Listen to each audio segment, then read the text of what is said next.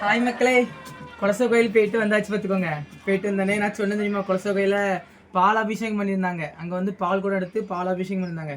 அங்குள்ள பாலம் எங்கள் அப்பாவுக்கு பிடிச்ச தேன்ட்டு நாங்கள் எங்கள் அப்பாடவே கொடுப்போம். எப்போ கோயில் போயிட்டு இருந்தேன்னா அங்கே நான் போகிற டைமில் அங்கே கும்பாபிஷேகம் நடந்து இந்த பால் அபிஷேகம் பார்த்துக்கோங்க. பால் கூட எடுத்து அங்கே அபிஷேகம் பண்ணியிருந்தாங்க.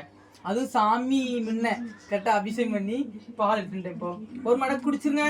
வேற எங்கே தேன்ட்டு இருக்கு என்ன தேன் ஒரு மடக்கு குடிச்சிடும். அதான் குடிச்சிருங்க. ஒரு மடக்கு மடக்கு மடக்கு குடிச்சிருங்க சாமிக்குள்ள. நானும் கொஞ்சம் குடிச்சுக்கிறேன், நீங்களும் கொஞ்சம் குடிச்சுக்கோங்க. ஆகாமிங்க குடிச்சிட்டீங்களா? சாமிக்குள்ளது குடிச்சிருங்கன்னா எல்லாரும். வேற தேன்டாயிட்டு நம்ம கோயிலுக்கு போனாலே தேன்ட்டு தான் ஸ்பெஷலு.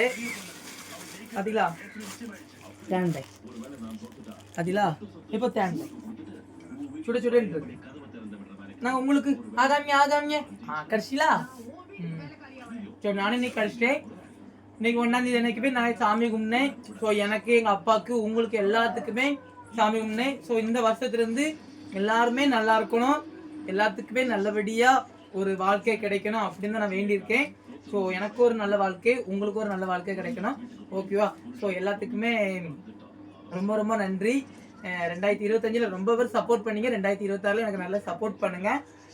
ஸோ யாரெல்லாம் குலசைக்கு வந்துருந்தா மறக்காம கமெண்ட் பண்ணுங்க. ஓகேவா? கமெண்ட் பண்ணிட்டு போங்க. இப்போ கமெண்ட் பண்ணிட்டு போங்க. ஓகேவா? பாய்.